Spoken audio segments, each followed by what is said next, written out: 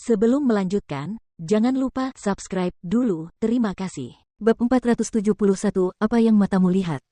Oke, mungkin tidak. Dia terlalu memikirkannya. Semakin ia pikirkan, hatinya semakin berdebar-debar, kepalanya tertunduk dan ia tak berani menatap laki-laki itu. Ketika penguasa neraka melihat ekspresi bersalahnya, dan tatapan matanya saat dia bergerak dari bawah pinggangnya menjauh darinya, dia menegang. Ada sedikit perubahan dalam sikapnya yang biasanya panas dan berapi-api. Saat dia merasakan perubahan pada dirinya, ekspresi di wajahnya menunjukkan sedikit kecanggungan. Dia melirik marah pada wanita yang tak tahu malu itu, suaranya yang rendah mengandung sedikit rasa malu. Ini siang hari. Apa yang dilihat matamu? Feng Jiu segera menatap langit dan menjawab, tidak apa-apa, aku hanya melihat cuaca hari ini. Kelihatannya cukup bagus. Dia mendengus dingin dan menarik napas dalam-dalam untuk melepaskan ketegangan di tubuhnya. Rasa dingin di tubuhnya menjalar ke seluruh tubuhnya, bahkan api dari bawah pun menghilang.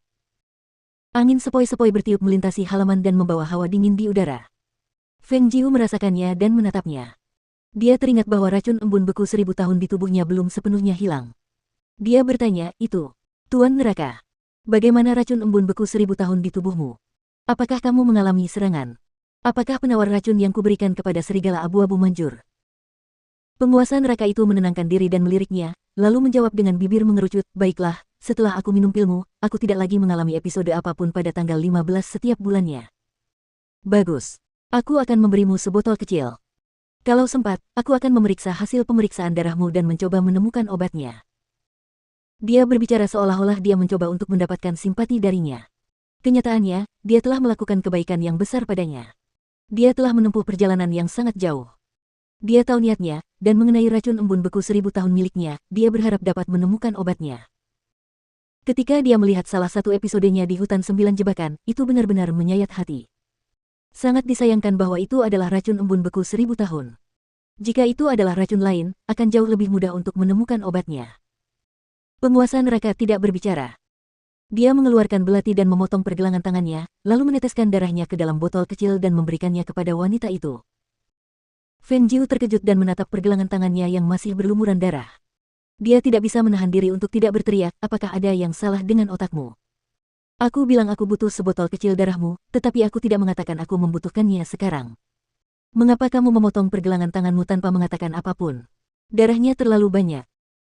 Meski dia sudah memarahinya, dia segera mengambil botol darah yang diberikan pria itu, lalu mengambil obat dan kain dari udara untuk membalut lukanya. Penguasa neraka menatap wanita yang sedang merawat lukanya.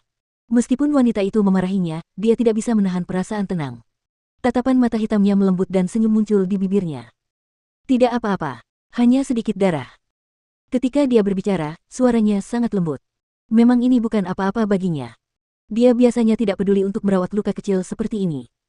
Sekarang sudah baik-baik saja. Feng Jiu mundur selangkah sambil menatap pergelangan tangannya dengan puas.